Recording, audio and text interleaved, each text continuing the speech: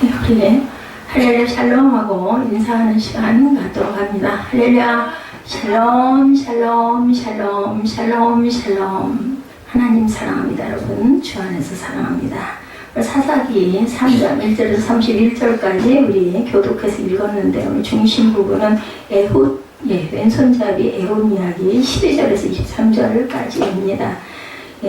사사기 3장 12절에 보니까 이스라엘 자손이 또 야훼 목전에서 악을 행하니라 계속해서 반복되는 악에 대한 이야기들이 계속해서 나오고 있죠.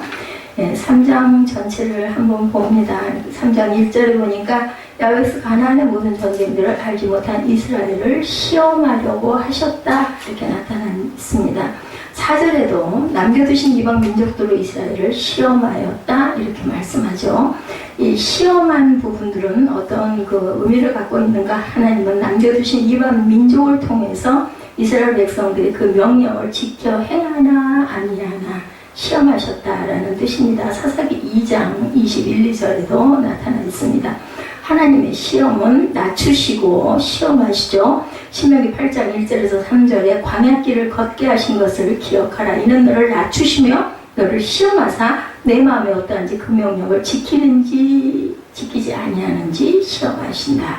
선지자를 통해서 또한 시험하십니다. 두 번째로 신명기 13장 1절에서 5절에 너는 그 선지자나 꿈꾸는 자의 말을 청종하지 말라. 이는 너희 하나님 야훼를 사랑하는 여부를 알려하사 너희를 시험하시느니라 이렇게 대답하십니다.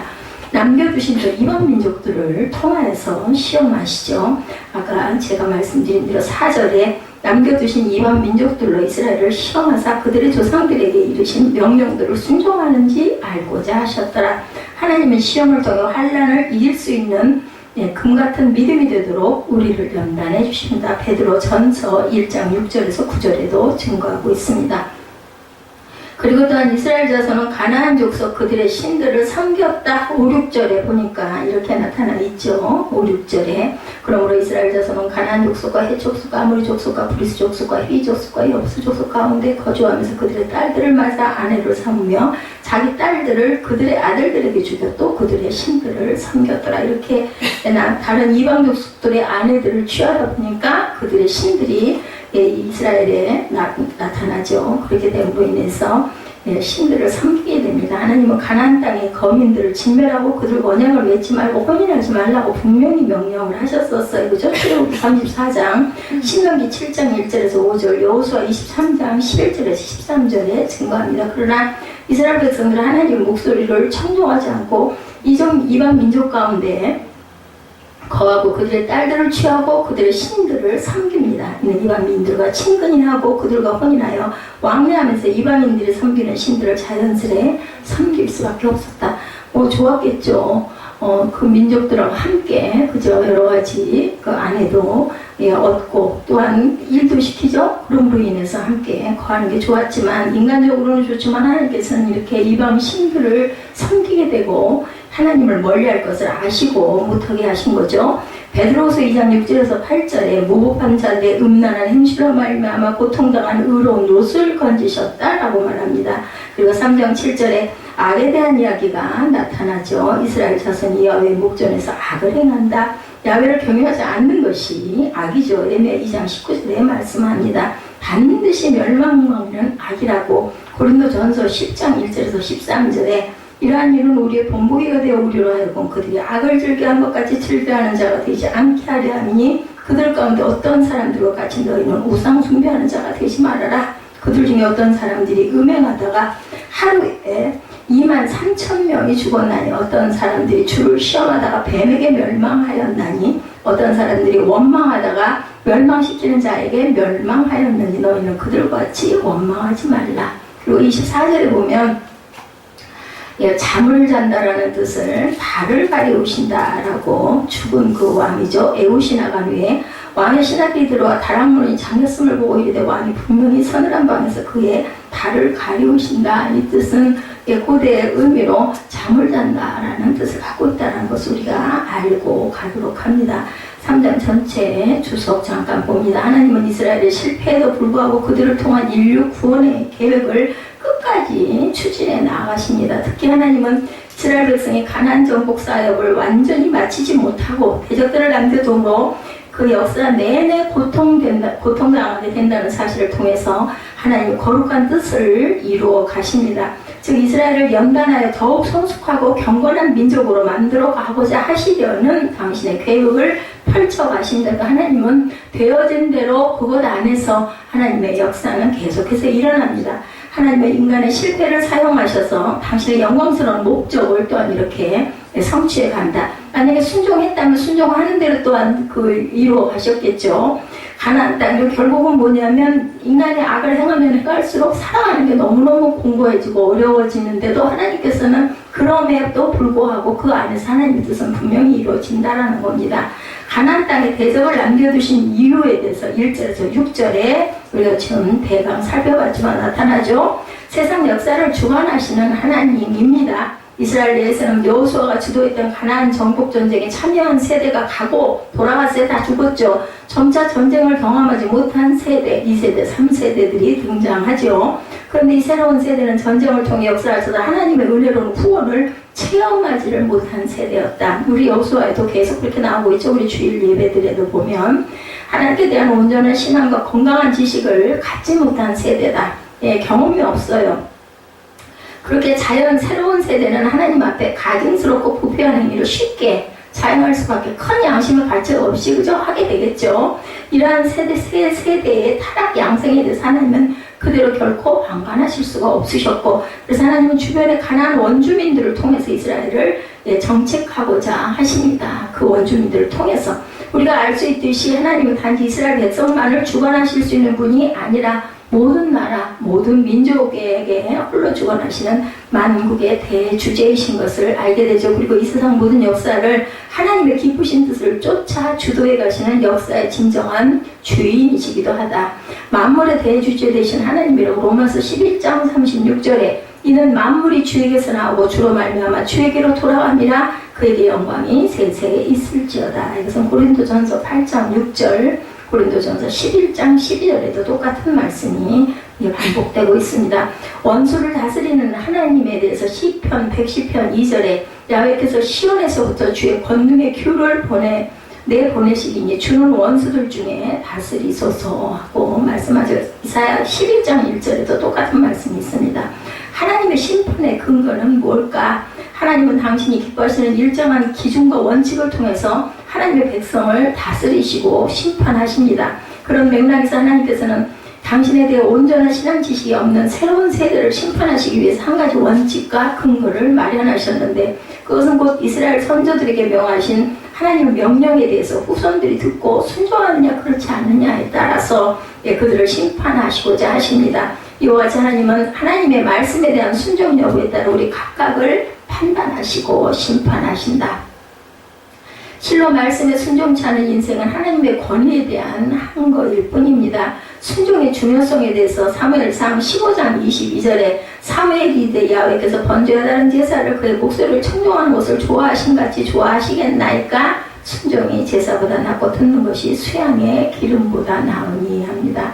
사무엘이라는 이름의 뜻은 하나님께서 들으시고 응답하셨다라는 뜻을 갖고 있습니다. 한나가 사무엘을 위해서 기도하죠. 자식이 없었기 때문에 그랬을 때 하나님께서 그 소리를 듣고 아들을 주셨다. 그래서 사무엘이라는 뜻은 응답하셨다라는 뜻을 갖고 있습니다.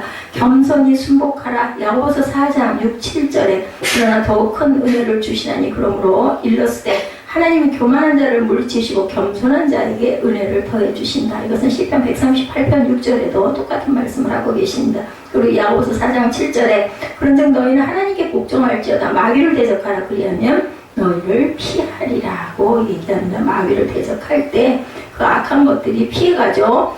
사사 온니엘의 활약상에 대해서 나타나 있죠. 아까 우리 봤을 때 온니엘의 이야기가 나오는데 이것은 누구예요? 갈렙의 아우이기도 합니다.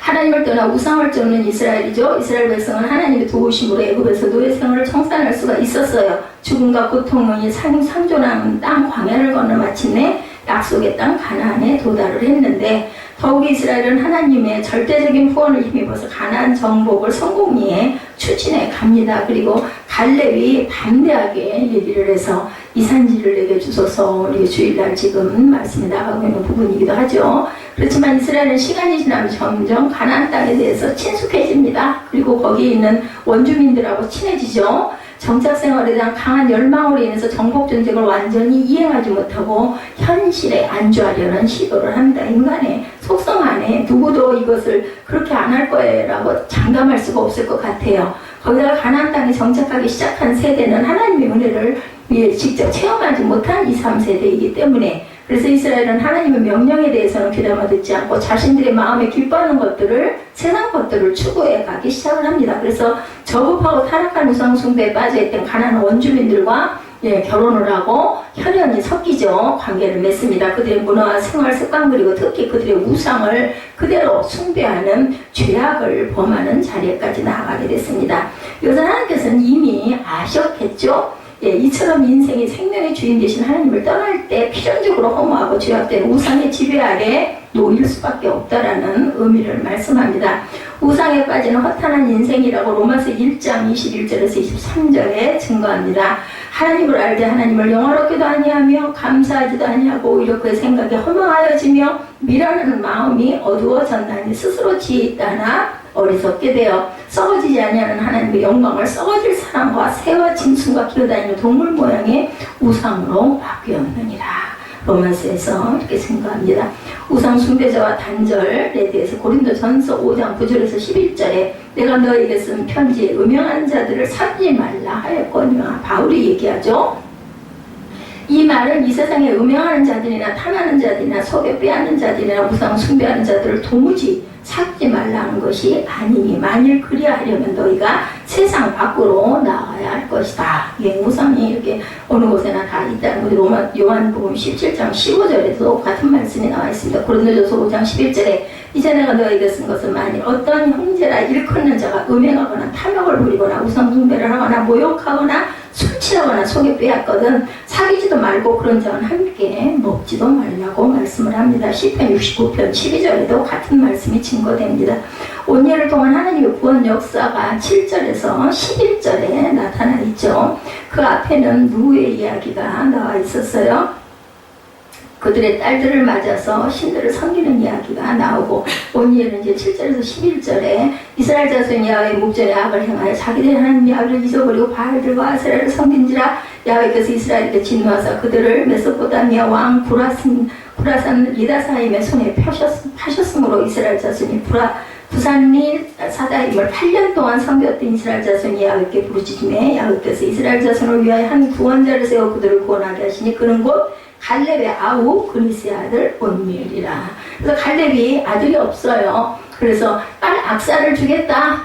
그렇게 얘기를 했는데, 지금으로 보면 작은 아버지잖아요. 작은 아버지와 조카 딸이 결혼을 하는 역사가 그 시대에는 있었습니다. 야훼의 영이 그에게 임하셨으므로 그가 이스라엘을 사사가 되어 나가서 싸울 때 야훼께서 메소포타미아 왕 구산 리사다임을 그의 손에 넘겨주시며 온니엘의 손에 구산 리사다임을 이기니라. 그 땅이 평온한 지 40년에 그니스 아들 온니엘이 죽었더라. 40년 동안을 온니엘이 사사로 있으면서 땅에 평강이 찾아오는 내용이 이렇게 나타나 있습니다. 그래서 항상 하나님께서는 그들의 강구를 외면치 아니하시고 사사를 세워주시는 역사가 9절에 보이죠. 제가 읽었던 그대로 11절에 보니까 이처럼 하나님은 비록 죄된 인간일지라도 당신께 돌아오는 자들을 언제나 영접해 주시는 자유로운 분이다. 11절에 평온이 40년 동안 왔지 않습니까? 떠나지 않는다는 약속이 여호수아 1장 5, 6절에 내 평생에 너를 능히 대적할 자가 없으리니 내가 모세와 함께 있었던 것 같이 너와 함께 있을 것이다. 누가? 여호수아에게 말씀하시죠. 내가 너를 떠나지 아니하며 버리지 아니하리니. 여호수아 1장 6절입니다. 강하고 담대하라. 너는 내가 그들의 조상에게 맹세하여 그들에게 주리라 한 땅을 이 백성에게 차지하게 하리라고 하나님께서 약속해 주시죠. 그래서 버리지 아니하시는 하나님에 대한 증거가 로마서 11장 1, 2절에 그러면 내가 말하노니 하나님이 자기 백성을 버리셨느냐? 그럴 수 없느니라. 나도 이스라엘이니요 아브라함의 씨에서 난 자요 베냐민 지파라. 사무엘상 12장 22절에도 증거합니다. 에레미야 31장 37절에도 증거합니다. 로마서 11장 2절에는 하나님이 그 미리 아신 자기 백성을 버리지 아니하셨나니 너희가 성경에 엘리야를 가리켜 말한 것을 알지 못하느냐. 그가 이스라엘을 하나님께 고발했다. 이렇게 얘기합니다. 사사 에훗의 활약상이 12절부터 30절에 걸쳐서 나타나 있죠. 지난 죄악을 또다시 되풀이하는 이스라엘입니다. 하나님이 세우신 심판 도구인 메소포타미아의 구산 리산다임의 압제로 신음했던 이스라엘은 하나님이 보내신 사사 온니엘의 활약으로 메소포타미아의 수하의 건짐을 받을 수가 있었어요. 10절에 그죠? 이렇게 해서 안정을 되찾은 이스라엘은 40년 동안 하나님 앞에서 바른 생활을 하는 듯 했으나 온니엘이 죽자 다시 죄악된 형태로 빠져들기 시작을 합니다. 예, 참으로 이스라엘 백성은 하나님 은혜를 너무도 쉽게 잊어버리는 모렴치하고 타락한 민족, 해석 반복을 하죠. 12절에 이스라엘 자손이 또 야훼 목전에 악을 행하니라. 이스라엘 자손이 야훼 목전에 악을 행함으로 야훼께서 모압 왕 에글론을 강성하게 하사 그들을 대적하게. 이 적군들을 강성하게 해서 고통을 줍니다. 그들은 생활이 어렵고 환경이 고통스러울 때만 하나님을 찾기 때문에 이렇게 고통을 주죠. 그리고 사정이 호전되고 살만하게 되면 또 다시 예외 없이 하나님께 등을 돌리고 자신들의 마음에 원하는 바를 쫓아 달려나갑니다. 진실로 그들은 죄악이 뿌리 깊게 자리 잡고 있었고 죄악을 습관적으로 자행하는 쓸모없는 민족이라 해도 과언이 아닐 텐데도 불구하고 하나님께서는 끝까지 그 민족을 버리질 않으시죠. 그런 점에서 이스라엘이 선민된 것은 순전히 뭘로? 하나님의 값없이 주신 은혜로 가능했던 일이다. 죄악을 미워하십니다. 하나님께서는 시편 5편 4절에 주는 죄악을 기뻐하는 신이 아니하시니 악이 저와 함께 머물지 못한다 라고 말씀하죠. 하나님과의 사이를 갈라놓는 죄에 대해서 이사야 59장 1절에서 5절에 야훼의 손이 짧아 구원하지 못하심도 아니요 귀가 둔하여 듣지 못하심도 아니라 오직 너희 죄악이 너희와 너희 하나님 사이를 갈라놓았고 너희 죄가 그의 얼굴을 가려서 너희에게서 듣지 않으시게 함이니라. 이는 너희 손에 피해 너희 손가락이 죄악에 더러워졌으며 너희 입술은 거짓을 말하며 너희 혀는 악독을 내니라. 공의대로 소송하는 자도 없고 진실하게 판결하는 자도 없으며 허망하는 것을 의뢰하며 거짓을 말하며 악행을 잉태하여 죄악을 낳으며 독사의 알을 품며 거미줄을 짜니라. 그 알을 먹는 자는 죽을 것이요 그 알이 밟힌 즉 터져서 독사가 나올 것이니. 아주 무서운 말씀이 이사야 59장 1절에서 5절까지 하나님과 사이를 갈라놓는 죄악에 대해서 아주 적나라하게 이렇게 이사야가 말합니다. 왼손잡이 사사 에훗의 용감한 활약상에 대해서 12절에서 30절까지 나타나죠. 이스라엘의 거듭된 죄악을 심판하시기 위해서 하나님께서는 또다시 모압 왕 에글론을 통해서 이스라엘을 18년간 학정에 시달리게 합니다. 이래서 떠난 하나님을 찾게 하죠. 이때 이스라엘은 또 한 번 하나님을 향하여 부르짖게 됩니다. 이에 하나님은 왼손잡이 사사 에훗을 들어서 오늘 본문이기도 합니다. 이스라엘을 그 같은 고역에서 구원해 줍니다. 또 사사 에훗을 세우시오 왼손잡이입니다. 그리고 80년간의 평안한 시간을 허락해 주시는 부분이 30절에 나타납니다. 여기서 우리가 확인하듯이 이스라엘이 평안을 얻을 수 있는 유일한 길은 바로 하나님께 나아가는 것이다. 오늘 저와 여러분 앞에 하나님이 하시는 말씀입니다. 주께서 주시는 평안에 대해서 우리가 잘 아는 요한복음 14장 27, 8절 우리 찬양 많이 하죠. 평안을 너에게 끼치노니 곧 나의 평안을 너에게 주노라. 내가 너에게 주는 것은 세상에 주는 것 같지 아니하리라. 너희는 마음에 근심도 하지 말고 두려워하지도 말라. 28절에는 내가 갔다가 너에게로 온다는 말을 너희가 들었나니 나를 사랑하였다라면 내가 아버지께로 감을 기뻐하였으리라. 아버지는 나보다 크심이니라. 요한복음 14장 3절, 14장 18절에 같은 말씀이 나와 있습니다. 하나님이 주신 참 평안죠. 누가복음 2장 14절이죠. 지극히 높은 곳에서는 하나님께 영광이요 땅에서는 하나님이 기뻐하시는 사람들 중에 평안하다. 우리가 크리스마스가 되면 이 성경 구절을 많이 써서 붙이기도 하고 우리가 그것을 묵상하기도 합니다. 하나님은 이스라엘 백성이 하나님을 떠나 죄악의 수렁에 빠져 있을 때에도 한 번도 잊어버리시지 아니하시고 그 삶을 직시하고 계신다. 그리고 관여하시죠. 하나님은 한 번 택한 자들을 결탄코 쉽게 버리지 아니하시죠. 영원한 경륜과 섭리로 하나님의 백성을 끝끝내 일으켜 세워 거룩한 나라에 서게 해주시는데 그것을 맨날 달래면서 하지는 않아요. 그래서 이렇게 환난을 통해서 전쟁을 통해서 상대방의 적군을 통해서 적국을 통해서 아주 힘들게 함으로 인해서 하나님께 손들고 돌아오게 하죠. 이스라엘 중에 사사를 세워주신 이유가 바로 여기에 있다는 것을 우리가 알아야 된다. 울창한 숲속에 사슴 한 마리가 살고 있었어요. 사슴은 물을 마시려고 연못으로 갔어요. 사슴은 연못을 들여다보다가 물에 비친 자신의 모습을 봅니다. 장엄하고 아름다운 뿔에 아주 너무너무 아름다워서 스스로 도취돼서 감탄합니다. 예, 그렇죠. 녹용이죠. 머리에 뿔이. 그런데 그 두 다리를 보는 순간 너무나 비참한 생각이 들었다. 사슴 다리가 어때요? 굉장히 가늘잖아요. 바짝 마른 나무가지처럼 피골이 상접한 다리를 보고는 그만 이 사슴이 수치심을 느낍니다.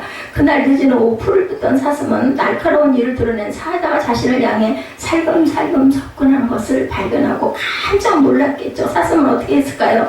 날렵하고 빠른 다리를 이용해서 안전한 곳까지 도망을 했습니다. 아까까지 그 다리를 보고 굉장히 그 다리가 부끄러워 창피했는데 누가 살려줬어요? 그 다리가 살려줬어요. 근데 나무가 옹일창한 숲속으로 들어가자 그만 뿔이 나무까지 걸려오지도 가지도 못하는 신세가 됐다. 그 아름답고 향기로운 녹용이 그 뿔이 그만 가지에 걸려버립니다. 뒤따라오던 사자는 무시무시한 발톱과 이빨로 사슴을 덮칩니다. 사슴은 죽어가며 이렇게 생각을 했다고 합니다. 슬퍼도다.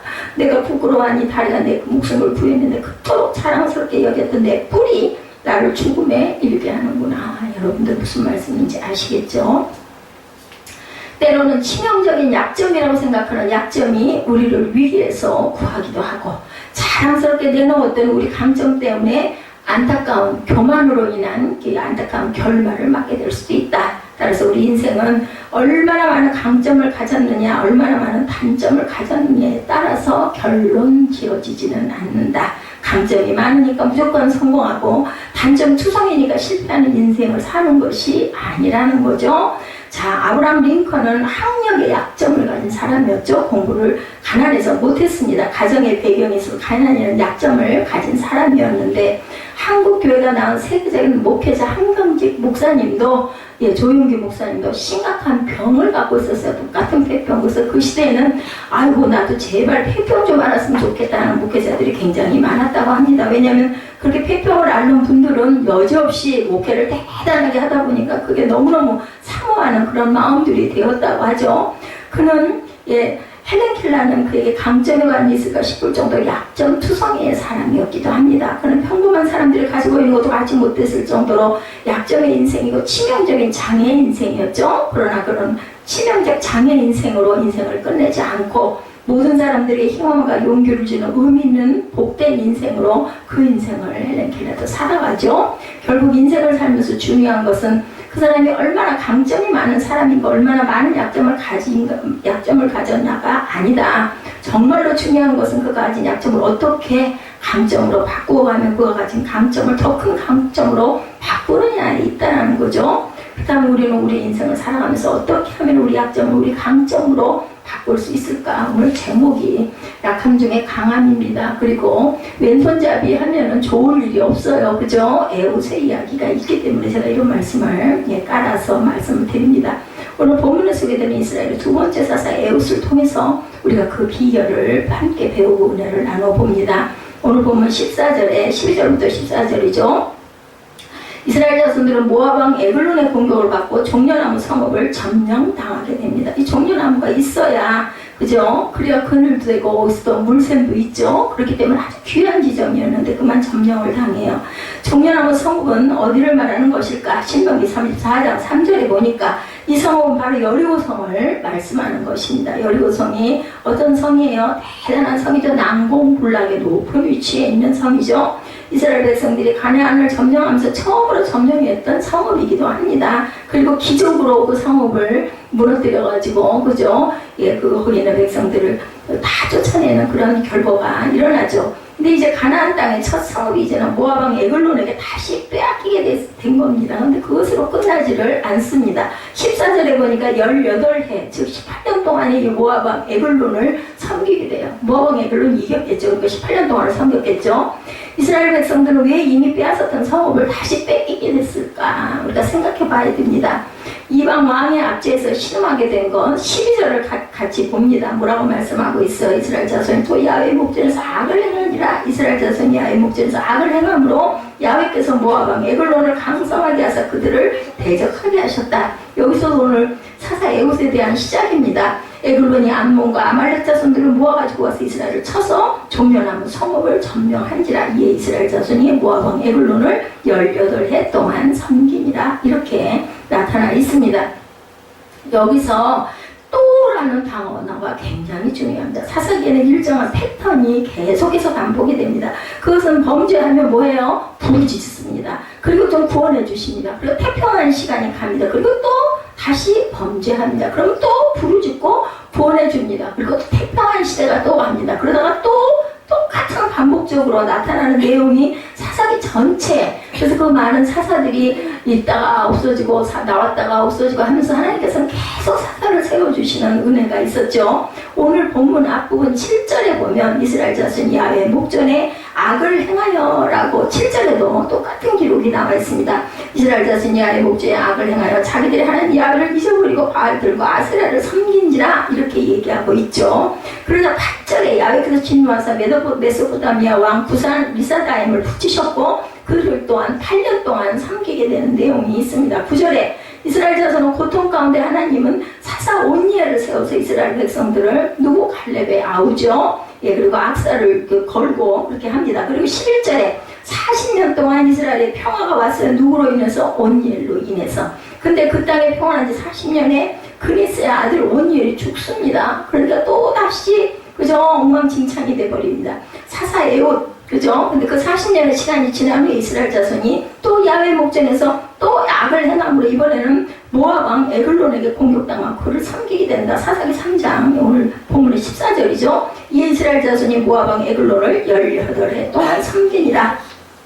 하나님의 목전에 악을 행하는 결과는 결국은 심판이고, 그리고 우리가 정말 어려운 상황에 처해질 수밖에 없는 그러한 아주 그 무서운 그 결과가 일어난다. 그 심판은 영원한 심판이 아닙니다. 하나님이 이스라엘 백성들이 깨닫기를 원했고 그들이 깨닫고 회개하고 부르짖으면 사사를 세워 그들을 온갖 학대와 고통으로부터 구원해 주시고 그들에게 평화의 시대를 열어주셨습니다. 15절에 그들을 위하여 한 구원자를 세우셨으니 그는 곧 베냐민 사람 게라의 아들 왼손잡이 에웃이라. 왼손잡이에요. 멀쩡한 사람도 아닙니다. 중요한 사실은 범죄하고 심판하고 부르짖고 태평이라고 하는 계속되는 반복되는 사사기의 악순환의 패턴이 수천 년 전 그들에게만 해당되고 우리와는 상관이 없는 패턴일까를 생각해 봐야 되겠다.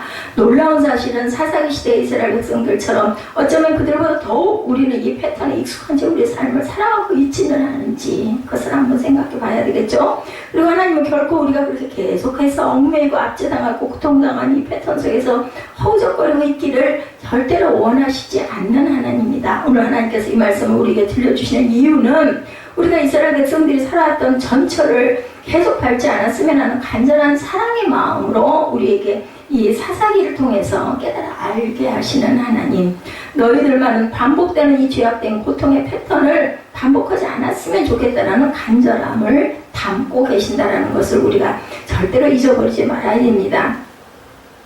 우리 모두 범죄, 심판, 부르짖음, 태평이라고 하는 죄악된 심판의 악순환의 고리를 끊어버리는 저와 여러분들이 되셔야 되겠죠. 그래서 뭐 그런 얘기를 하죠. 뭐 가계의 흐름, 뭐 가계의 어떤 나쁜 것들이 계속 악순환을 하기 때문에 그거를 끊으려면 예수 그리스도의 피밖에 없다라는 이야기들을 많이 합니다. 그럼 어떻게 하면 이 악순환의 고리를 끊어버릴 수 있을까? 첫 고리를 끊어버리면 돼요. 그래서 이 악순환의 첫 시작이 우리에게서 시작되지 못하도록 철저히 차단해야 되겠는데, 사사기 시대 이스라엘 백성들의 악순환의 고리의 첫 번째 고리는 무엇일까? 야훼 목전에서 악을 행했다. 이 부분이 첫 고리죠. 이것으로부터 고통과 압제와 심판의 사이클이 시작됩니다. 이걸 하지 않게 하려고 하나님께서는 가나안을 정복하면 거기에 있는 모든 족속을 죽여버려라. 그리고 절대로 그들과 혼인하지도 말고 그들을 받아들이지도 말라고 했는데, 그만 살다 보니까 그들을 이용하게 되는 데서 이런 악순환이 일어나게 됩니다. 그럼 우리 이 악순환의 고리를 끊기 위해서 필요한 것은 첫 시작, 야훼 목전에 악을 행하는 범죄의 고리를 끊어야 되겠다. 범죄 고리를 끊으면 심판도 고통도 압제도 부끄러움도 사라지게 된다라는 거죠. 네, 우리가 끊어버려야 할 죄악의 고리 깊이 생각해 보면서 그 시간 그 끊어버릴 수 있는 저와 여러분들 못으로 저는 성령이라고밖에는 더 이상 말씀드릴 수가 없어요. 우리 힘으로는 되지 않습니다. 성령께서 우리를 긍휼히 여기시고 우리가 또 구할 때 하나님께서는 주실 줄 믿습니다. 우리의 삶에 잘 잡고 있는 온갖 저주와 심판의 고리도 함께 끊어져 버리게 되겠죠. 그리고 하나님이 예비하신 놀라운 축복과 은혜의 사이클이 우리를 향해서 시작이 된다. 바라기는 이 시간에 우리의 삶을 얽매고 둘러싸는 모든 악선의 고리들이 끊어지고 하나님의 선하심과 축복이 가득한 은혜의 축복의 사이클이 열리기를 주의 이름으로 축원합니다. 15절에 드디어 압제당하고 있던 이스라엘을 위한 하나님의 새로운 은혜의 사이클이 시작됩니다. 그것은 바로 이스라엘 자손들의 부르짖음으로 시작됐다. 결국은 뭐냐면 기도라는 겁니다. 기도. 우리가 하나님 앞에 부르짖어 기도할 때 모든 악선하는 고리가 끊어져 버리고 새로운 은혜의 사이클이 시작됩니다. 닫혔던 문들이 열리고 묶였던 모든 것이 풀어지는 역사의 은혜의 역사가 시작된다. 부르짖는 이스라엘 백성들을 위해서 하나님께서는 하나님의 그 사람 두 번째, 첫 번째는 누구였어요? 온니엘. 두 번째는 에웃입니다. 그래서 제가 사사기를 새벽에 우리가 함께 보고 갔지만은 또다시 한 번 더 봐야 되겠다는 마음 들어서 제가 사사기로 결정을 하고 그러면 철야로, 왜냐하면 새벽 예배에서는 짧기 때문에 자세한 그 주석을 우리가 못하죠. 15절에 보니까 이 에웃은 베냐민 자손이었고 왼손잡이로 소개가 되죠. 에웃에 대해서 소개하고 싶은 많은 내용이 있을 텐데도 성경은 유독 그가 베냐민 자손이었고 왼손잡이였음을 강조하고 설명하고 있는데 거기에는 의도가 있습니다. 히브리어로 베냐민은 벤과 야민의 합성어입니다. 벤야민, 이것은 벤과 야민의 합성어. 히브리어로 벤이라는 말은 아들이라는 뜻입니다. 야민이란 말은 오른손이라는 뜻을 갖고 있습니다. 그런데 베냐민이란 결국 오른손의 아들이라는 뜻이죠. 그런데 왼손잡이의 아들이라는 뜻을 가지고 있는 베냐민 지파의 오른손의 아들이 아닌 왼손의 아들이 태어났어요. 그가 바로 에웃이다.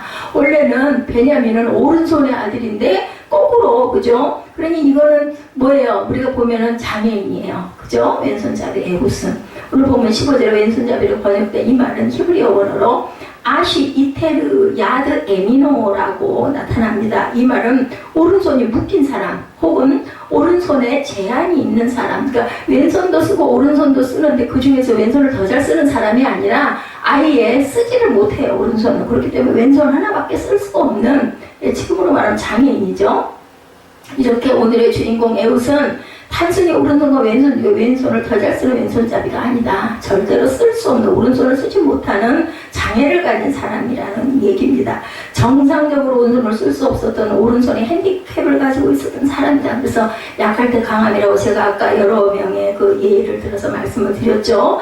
베냐민 지파의 왼손잡이 에웃, 이 표현은 오른손의 아들이 오른손을 쓰지 못하는 아들이었다는 것을 의미하는 그런 아주 굉장히 의미가, 그죠? 거꾸로 된 의미를 갖고 있다. 이 말은 세상적으로 끝장난 사람을 가리키는 말입니다. 심지어는 따돌림을 당하고 조롱을 당하고 그래서 모든 것을 포기할 수밖에 없는 사람이 바로 이 에웃이었다. 특히 그 시대에는, 지금은 뭐 장애가 가졌다 해서 그렇게까지 그러진 않지만 그때는 어때요? 부정하다고 그래서 옆에 가지도 못하게 했잖아요. 만지지도 못하게 했습니다. 거리도 50m 정도를 두고 있어야 되는 그러한 사람 중에 하나였던 사람이 바로 에웃인데 사사가 됐습니다. 그래서 놀랍게도 하나님은 오른손의 아들의 지파에서 오른손을 쓰지 못하는 이 왼손의 아들 에웃을 당신의 사람으로 들어서 위대하게 사용하셨다. 이것이 바로 하나님의 하나님 되심이라는 것을 여기서 귀하게 나타내고 있습니다. 세상적으로 인간적으로 가능성도 없고 희망도 없고 포기라는 단어, 절망이라는 단어가 너무나 익숙하게 생각되고 결국 끝이라는 단어를 생각할 수밖에 없는 상황에서 하나님은 오히려 더 큰 가능성과 희망을 심어주시는 분, 포기 대신에 다시라는 말을, 끝이라는 말 대신 시작이라는 단어를 생각하게 하시는 바로 우리 하나님이심을 우리가 알아야 되겠다. 오늘 본문 사사기 3장을 통해서, 에웃을 통해서.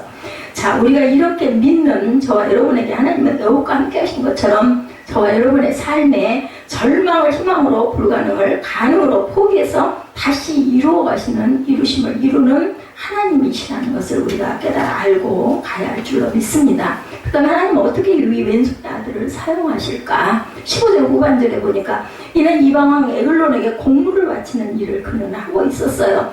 이방왕은 에글론에게 공물을 바치는 이 일은 이스라엘 백성에게 있어서는 치욕적인 일일 수밖에 없는 일이었다. 16절 볼까요? 애굽시 그래서 15절에 이스라엘 자손이 야훼께 부르짖으며 야훼께서 그들을 위하여 한 구원자를 세우셨으니 그는 곧 베냐민 사람 게라의 아들 왼손잡이 에훗이라. 이스라엘 자손이 그를 통하여 모압 왕 에글론에게 공물을 바칠 때 에훗이 길가 한 규빗 되는 좌우에 날선 칼을 만들어 그의 오른쪽 허벅지 옷 속에 차고 공물을 모압 왕 에글론에게 바쳤는데 에글론은 매우 비둔한 자였더라. 에글론은 엄청 너무 많이 먹어가지고 몸이 비둔해서 몸을 그저 제대로 바로 세우지는 못하는 그런 자였다라는 거죠. 자기는 길갈 건져 돌 뜨는 곳에서부터 돌아와서 이르되 왕이여 내가 은밀한 일을 왕에게 알리라 하니 갔다가 공물을 바치고 갔다가 거기 그 공물 같이 메고 온 사람들을 보내고 다시 돌아와요. 그 옷 속에다 볼을 차고 칼을 차고 작정을 한 거죠. 그래서 그를 죽이려고 작정을 합니다. 에훗은 오른손을 쓰지 못하는 신체적 약점을 가지고 있었고 약점 때문에 이방 왕에게 공물 바치는 치욕적인 직업을 가진 그러한 약점을 또한 갖고 있었던 그는 오히려 이 두 가지 약점 때문에 하나님의 위대한 사사로서의 사명을 감당하는 모습을 오늘 본문을 통해서 아이러니하게도 보여줍니다. 에훗은 한 규빗 칼, 즉 45cm 되는 칼을 오른쪽 허벅지에 차고 공물 바치기를 마친 후에 왕을 독대하게 됩니다. 아무도 그를 의심하지 않게 됩니다. 뭐 바보, 왼손잡이, 마주 모조리 이러니까 그냥 긴장하지 않은 거죠. 오른손을 쓸 수 없는 장애를 가진 그래서 이스라엘 사람들로부터 따돌림을 받아 에글론의 편이 되어 공물을 바치는 그를 왕은 혼자 대면하면서도 결코 위험한 대상이라고 절대 생각하지. 장군이었다면 그죠? 옆에 시종들이 막 둘러서 있었을 건데 이 사람은 그런 사람이 아니었기 때문에 결국 그가 치명적 약점이었던 두 가지가 그 하나님의 사사로서의 사명을 감당하는 결정적인 강점을 발휘하게 되었다라는 겁니다. 하나님은 강한 자를 들어서 사용하지를 않으시고 예수님도 그러셨죠. 약한 자를 들어서 강하게 사용하셨다. 하나님은 늘 강한 자를 들어서만 사용하지 않고 강한 자를 때로는 약한 자를 들어서 강한 자를 이기는 그런 하나님. 중요한 것은 하나님 앞에 스스로 강한 자라고 생각하는 자는 사용하시지를 않는다라는 겁니다. 우리가 이것을 꼭 알고 가야 되겠다는 이야기죠. 아무리 강한 자라도 그가 스스로 강하다고 생각하지 않는 순간부터 하나님께서 훈련하시고 연단하신 후에 그를 사용하신다. 결국에 겸손한 자를 찾으시죠. 모세는 애고의 학술을 배워서 능한 자였습니다. 우리가 너무 잘 알듯이 창세기에서 그리고 출애굽에서. 그러나 그에게는 말을 못하는 약점이 있었어요. 모세가 언어가 어눌했죠. 40년 미대한 광야생활을 통해서 그가 하나님 앞에 나는 할 수 없다고 고백하는 순간까지 모세의 그 교만을 다 깨부시죠. 바울은 또한 어땠습니까? 가말리엘 문화 출신으로 로마의 시민권을 가진 엘리트 중에 엘리트였습니다. 그러나 그가 가진 모든 것을 배설물로 여긴다고 고백하는 순간은 하나님 앞에 쓰임을 받을 수가 있었다. 또한 그는 평생 자기 몸에 가시를 안고 살게 됩니다. 그죠? 절대로 고쳐주지를 않으셨었어요. 그는 하나님이 자고하지 않게 하시려고 주신 것이라고 고백하죠. 예, 내 은혜가 내게 족하다. 3번 기도했던 그 3번이라는 것은요. 3번을 딱 기도했다는 거 아니라 엄청나게 기도했다는 완전 숫자의 의미를 상으로 하고 있다는 걸 우리가 압니다. 하나님 내가 할 수 있습니다 라고 말하는 순간 우리를 향해서 팔짱을 끼신 채 기다리신다는 것을 우리가 알아야 되겠다. 내가 할 수 있으면 네가 해 라는 거죠. 할 수 있으면 해야죠. 할 수 없을 때 도와주시죠. 우리 주변에 그 가까운 사람들도 그렇지 않습니까? 내가 할 수 있으면 내가 합니다. 도저히 안 될 때 우리가 도움을 요청하죠. 그 끝내는 하나님 앞에서 나는 아무것도 아닙니다. 나는 내 힘으로 도저히 할 수 없습니다 라고 약점을 인정하고 겸손히 하나님께 구할 때 하나님께서는 그러니 그리고 그러면 내가 좀 도와주지 이렇게 말씀합니다. 예, 다 함께 고린도전서 1장 27절에서 29절까지 우리 함께 찾아서 읽어보도록 합니다. 왜 하나님의 약한 자를 들어서 사용하셨을까?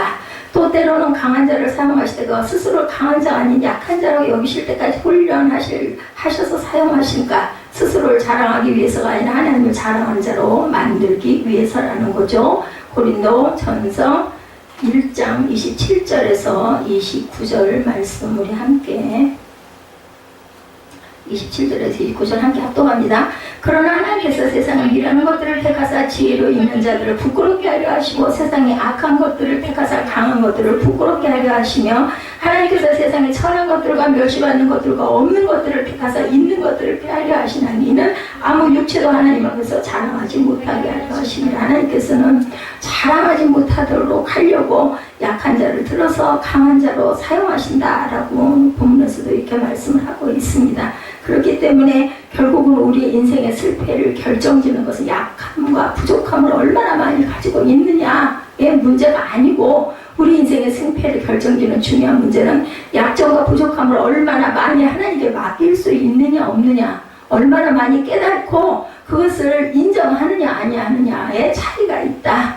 우리의 치명적인 약점도 하나님의 손에 맡겨지고 들려지면 뭐가 될 수 있다? 에우처럼 최대의 강점이 될 수 있다. 오른손을 쓸 수 없었던 에우스의 왼손을 하나님은 붙으셨고, 결국 그 왼손이 누구의 오른손보다 위대한 왼손이 되게 해주셨다라는 거죠. 오늘 보면 3장 21, 2절에 함께 봉독해 봅니다. 21, 2절 봅니다. 에우스의 왼손을 뻗쳐 그의 오른손은 허벅지에서 칼을 빼어 왕의 몸을 찌르매 칼자루도 나를 따라 들어가 그 끝이 등주까지 남았고 그가 칼을 그의 몸에서 빼내지 아니하였으므로 기름이 칼날에 엉켰더라. 우리 에웃이 굉장히 지혜로운 사람이에요. 다락문을 뒤에서 닫아 잠그죠. 에웃이 나가니 왕의 신하들이 들어와서 다락문들이 잠겼음을 보고 분명히 왕이 서늘한 방에서 그의 발을 가리우신다 주무시고 계시다. 그들이 그래서 그냥 놔둔 거예요. 만약에 바로 열고 발견을 했더라면 어쩌면 죽지 않고 살았을 수도 있어요. 그죠? 근데 이렇게 해가지고 결국은 이미 땅에 엎드러져 죽었더라. 그들이 기다리는 동안 에웃이 피하여 돌투는 곳을 지나 스라로 도망할 수 있는 시간까지 벌게 되는 그런 내용이 완전 범죄가 나타나죠. 이렇게 그 왼손을 하나님께서는 부끄러운 그 손을 부끄럽지 않게 하나님께서 붙들어 주셨다라는 거죠. 그 때문에 우리가 약점을 가지고 절망하거나 좌절하거나 절대로 낙심할 필요가 없다. 하나님은 그것 때문에 저와 여러분을 절대로 버리지 않는 분이라는 거. 그렇기 때문에 우리는 낭망하거나 좌절하거나 아니면 나는 이것밖에 안 돼라는 그런 한탄을 절대 하지 말라는 거죠. 약점 때문에 우리를 버리고 따돌리고 외면해도 사람들은 그래도 하나님은 그 약점을 가지고 우리를 버리거나 따돌리시지 않고 외면하시지 않는 하나님이다. 그래서 우리에게 약점이 많다고 여겨줄수록, 부족함이 많다고 여겨줄수록 우리는 사람이 아니라 하나님을 의지하는 인생을 당연히 살아가게 되겠죠. 내가 약하기 때문에. 그래서 약점이 많은 인생이 어쩌면 더 축복된 인생이 될 수도 있다라는 것. 세상에서 우리가 잘 나갈 때는 그죠? 하나님께 별로 부르짖지 않습니다. 그렇지만 내가 정말 어렵고 힘들 때는 하나님을 찾게 될 수밖에 없죠. 그래서 정말 내가 장애가 있을 때, 나는 장애가 많아요, 나는 병이 많아요, 이런 내 몸 하나님께서 들어 쓰실까요? 라는 고백을 할 수가 있죠. 누구 그랬어요?